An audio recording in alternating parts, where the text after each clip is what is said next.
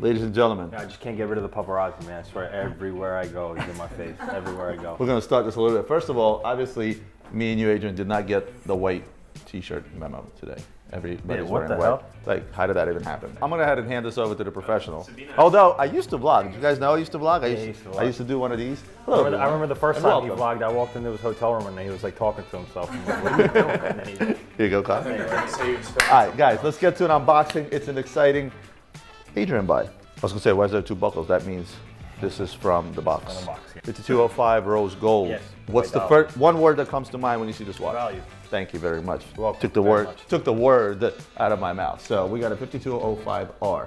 And for the life of me, I don't understand how people are sleeping on these things because that is a beautiful. Matter of fact, they're not. If you recall, they used to be a lot less in demand and in value. I mean, they used to be, pushing the mid 30s at the top. Right. Now they're, depending condition, high 40s, low 50s. What's the retail?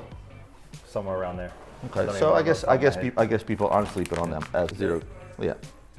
So this is Zenith's take on a three-dimensional tourbillon. As you guys know, when Louis Piguet created the tourbillon full pocket watch for the Queen, that was her pocket watch is running fast or slow. It was meant to work when the tourbillon is perpendicular to the ground, and many companies out there have done various things, and you can see, in order to be able to negate the effect of gravity in any position. And with this tourbillon spinning around three axes, that accomplishes just that. Why does the Queen need to tell time? Yeah, can't Doesn't she have hurt. like people who do have tea time? No, but that was, pocket watches were big to do with royalty because it was part of that. Why does a billionaire need to wear a Sky Moon tourbillon for $8 million when his phone does way more? Why are you in the business of selling time when you can just find it on your iPhone, Alex? This on Alex moment brought to you by. All right, so let's move on. Let's move on Time is the most to. valuable asset. I am Batman. So Batman, Yeah, what has been happening with the Batmans on the market? Stable market. For whatever reason, I cannot really identify why, This is a watch mass-produced that didn't meet the same fate as a lot of other things. Yes, granted, it did go down in price, but it's pretty stable. And yet, very popular still. How about a date? They just How about a date just Jubilee band fluted bezel? enough jubilation for me. Jubilation, that's right. You guys remember that word? Something Adrian came up with a few unboxings ago. I really like this dial. It's bright. The blue's nice. It's like bright. I'll take the Wimbledon at number 1. I'll take the blue at number 2. See, I don't know. I'm still on the Wimbledon. The jury's out for me because I feel like the dial is a bit too dark or not as readable. I don't know. Maybe that's me. But Another how's this? Is this Same thing. stable? Same stabilization. And Okay, I'll say it like this. Stabilization It for the is- jubilation. It is stable now, based on the price heights that it reached, which is a good sign. Well, I think that article. This watch was $32,000 2 months ago. Did you actually read the article on Bloomberg? I did read the article. Yeah, it's pretty good. It literally hit on me because I've always said watches are not an investment; they're an expensive toy. But at this point, people have realized that this is a real market. It's a real Everything's an commodity. investment if you bought it low and you sold it higher. That's what an investment is. Speaking of investments, buying low, selling high, where are these at right now? How about These have come down significantly in value. So at the Now, highest, there were 55 brand new. I saw 60,000 fully stickered sell. Sell. Yeah. And At that point, I was like, where are they at now? Is this new or no? It's like new 2021 new style cars, so you can still pick that up in the mid to low 30s. So this is mid to low 30s, and which this. is a reasonable price. Hold on, but where were they then? What? For like this very example, where would that be before it corrected? Like I said, I was in the mid 50s, low 50s. Even low 50s. So would you say the Daytona took the biggest hit out of all sports Rolex? Absolutely. And I'm talking about not just steel. We're talking about steel, I will say Daytona across the board as a model took the biggest hit out of any model in this industry. Here's a Calatrava. This is the new Calatrava. We had one of these. 6119G. Yeah, this is the new one with the hobnailed bezel. When it first came out, I remember selling one pretty much at list. We were selling lower list. The first one we sold was 35,000. I think list is like somewhere near 30. And the cool thing about this watch, for all you Calatrava fans out there, and I don't think there's a lot of them, right? That's plenty. Calatrava, That's plenty. It's a grandpa watch, or was a grandpa watch. Was. Until they came out with the 6007 and then the 6119G. And the reason for that, I'm going to say, is size. Size.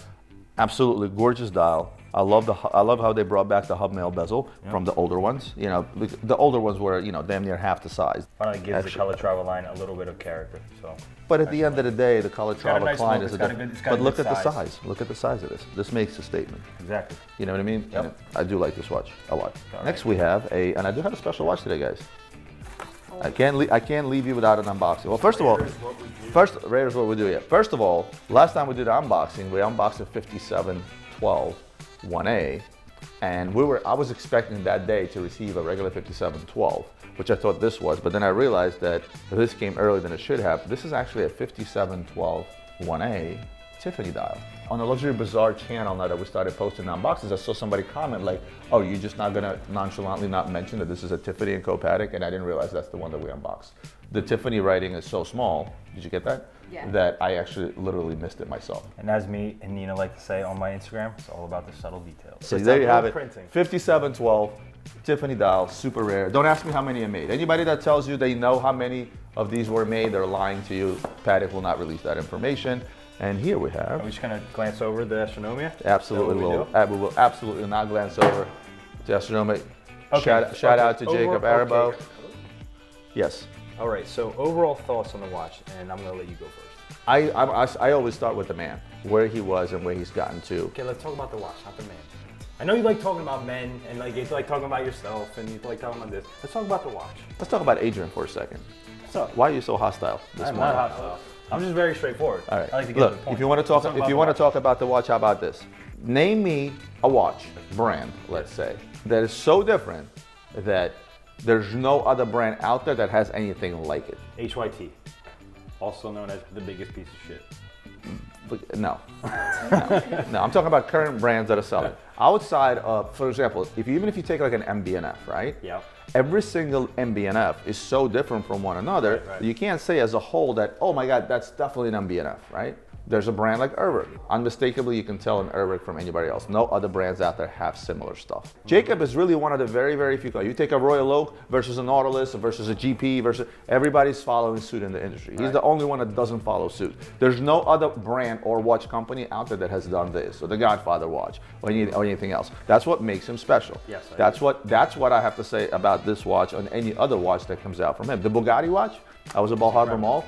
I walked up to, they had one in the window, and I walked up, and when I saw the pistons going, it's insanity. Insane. But if I show you this watch, name me one brand that remotely even comes close to this. There isn't another There is, brand. and that's all I have to say. And And the that's, reason- and that's all I and have I- to say about that. Is that all? Chris?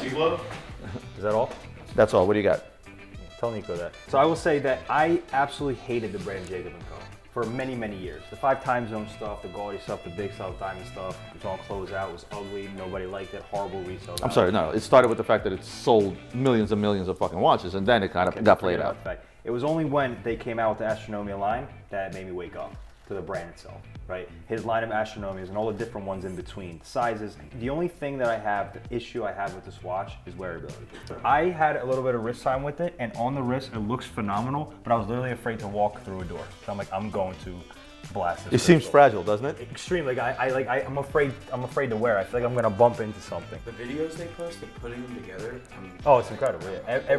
It's all handmade. The attention to detail is incredible. It's comfortable in the wrist, I'll tell you that It much. is comfortable, but It it's sits, just like, it sits tall, and that's what it's makes tall. you nervous. I'm super nervous. Not a to watch walk around with. for Roman to wear, because Roman walks into every door handle with his watches. And funny enough, like Richard is pretty much the same exact thickness. It feels more protected. This just looks like a globe that I'm just. Because what you're looking at is you're looking at basically a piece of crystal that it seems It literally, it is a globe. Look at that. Yeah. So Well, you got to fit all the planets and stuff. And, you know, anyway, the Earth is that's my round. thoughts on astronomy. Let's look at a Panerai. I love Panerai. This is the PAM 193. Yes? No. What's it say? Give him 993. PAM 193. Okay, so pop quiz. Which limited edition was this? Pop quiz. What was the first watch I ever seen Roman Sharf wear? Circa 2007. Wow. It was Panerai. Panerai. That's right.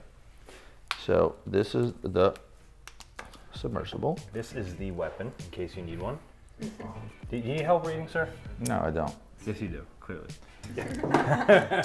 So, Don't let your pride get in the way. I can help you out. all right. So this is the Panerai depth gauge, right? So when you dive with this Panerai on, that is going to, this is the number of feet that it will show you. Now, the very first watch that Okay, so obviously based on a submersible line, first submersible Panerai PAM 24, if you remember, right? Okay. So they started with the PAM 24, and then they started making certain limited editions. They made a PAM called the Wabamba. It was a PAM 87, which took the existing submersible and made it as thick as this one, meaning you can dive deeper in it up to amount of meters that nobody ever needs to dive. How about that? And with that said, they started making different things. So they added a depth gauge to this. My favorite limited edition from the submersible line before this guy, this would be my second favorite. My first favorite would be the Arctos limited edition. That's one gentleman by the name of, I don't remember, went on an Arctic expedition, climbed mountains in minus 55,000 degree weather and blah, blah, blah, blah, blah. Pretty cool. And they called it the Arctos, and he actually I think he crossed Antarctica or something. He did like a big to do. He swam from Antarctica to the North Pole. No, he didn't do that. Huge watch, but much like an RM20. Wait, Nick, where are you going? I have an idea. Much like the RM28 that I put on the other day, if you guys remember how I could, here, 40 millimeters, 47 millimeters. Huge difference, right? But yet somehow on a wrist it works. It's all about the girth. It's all about, that's what she said. But it's all about the ergonomics of the strap. These little rib pieces, you would think they're for looks, but no, they actually add to the ergonomic ability. I have a great market idea. Yes. Remember that one time we Nick went skydiving? Yeah. We should send Nick scuba diving. Yeah. I think at this point, gotta send him down. I think at this point, our followers think that we're just legitimately trying to kill Nick. Last but not least, a couple of very special. Before I get to the last watch, I have to show you this. All right, so a young lady by the name of Sheila Payne. Okay, she's retired and active volunteer living in Louisville, Kentucky. Okay, she Googled how she can help Ukraine, and she wanted to help the kids, she wanted to help the women, and she stumbled upon our charity organization, watchesforgood.org, came up on Google, and she said that, look, she was not able to maybe contribute as much financially living on a budget as a retiree, but she does handmade quilts, right? She made every single one of these quilts by hand, okay? Whoa. Every single one of them. They're all different sizes, different colors. Again, this is handmade. This right? is one for all the Ukrainian hippies. I mean, she sent us 1, Shout 2, 3, 4, 5, 6, 7, 8 quilts that she made by herself, by hand, and they're pretty amazing, actually. Sheila. Okay. Yo. With that said, when we heard about all this, I mean, I honestly almost came to tears when she did all this. And we also, what we did is we sent her another $1,000 for Joanne Fabrics so she can go out and actually purchase them. Because she's like, I want to make more, but I'm on a budget. Said, say no more. We send her $1,000, which will buy a lot of fabric, as you can imagine, so she can make more quilts. Sheila, I wanted to thank you very much for this. Sheila, what was it? Sheila Payne? Yes, and we're going to get this sent over to Ukraine ASAP, along with the other goods that we're shipping out. Guys, don't forget, watchesforgood.org. We're still collecting money for that cause. And last but not least, I am going to show you the last watch, which is an oldie but a goodie and a favorite of mine. Audemars Piguet had big relationships with car people, right? A lot of car people. And from Montoya's to Barrichello's and et cetera, et cetera, et cetera. They also had a big relationship with the cars related to it, and one of those relationships was the Maserati, right? So the very first thing they did is they came out with a trilogy of Maserati watches in the millenary case, which is called the Maserati Limited Edition. They did it in steel, rose gold, and platinum, as they did with all the other offshore trifectas, right, as I like to call them. But they also came out with a limited edition MC12 Maserati Tourbillon, MC12 like the car. This was all the rage when this watch came out. I believe it's a limited edition of 120 pieces, but don't quote me on it. Platinum. It is done in platinum. Does it say how many? No, I'm sorry, limited edition of 150 pieces. See, I was wrong. 120 is the concept. Electrate. So everything about this watch, if you close in on the back, if you close in on the front, it screams Maserati MC12 car, right? And Alex, I have a sales goal for you. You're gonna follow every hashtag MC12 on Instagram. You're gonna find out who the owner of the car is, contact them, and sell them that watch. Of course, it suffered all the fate of all the other millionaires out there, where it wasn't the most popular line. Everybody wants the Royal Oaks, and what ends up happening is watches like this come through at a deal. We have the same thing. We have a millenary Cabinet 5. We have a millenary Deadbeat Seconds and things like that. All of them carry high retails. I think the original retail on this was $282,000 if I'm not mistaken, and today, these things are being picked up for around 100 grand. And again, a stupid deal for a tourbillon as far as I'm concerned. And actually a smart deal if you really think about it. Yeah. Do you like a Roman bar? Well, first I'd like to I wind like the value of that watch, absolutely. Yeah, I mean the value. He's not gonna say that. Okay, but do you like the? You don't like the actual watch? See, I love this. I guess I'm a little bit biased. okay, Because this watch came out when I was just like just starting out, and this was like, oh my god, this is like a grailable watch, and it was. This watch at one time before '08 sold upwards of $250,000 because the hype on limited editions was real, and this thing is absolutely amazing. And again, the front. That's the thing of beauty. Anyway. Hashtag MC12. So guys, thank you so much for tuning in to Yes, yet another unboxing. Roman, thank you for having me again. It was a pleasure as always. I love the quilts. Love Okay. your MC12. Yes. Love the Zenith. think I'm gonna wear this watch. All right. I might even keep it. Shout out to Sheila. That's the best part. That was the best. Sheila's quilts were the best part of that unboxing. I don't understand how people like do this with their hands. I'm so bad. I have two left Well, hands. you have two Like, left hands, so that's a problem. But this is You don't know how to incredible. sew? Huh? You don't know how to sew? I remember. I actually know how to sew. in home ec class, 7th grade, first day. I actually know how to with sew. With that needle thing, first thing, boom, first day. Never sewed again. Adrian, anything handy around the house, you know who to call. I call Guys, thank you so much for tuning in. We'll see you next time on the next unboxing.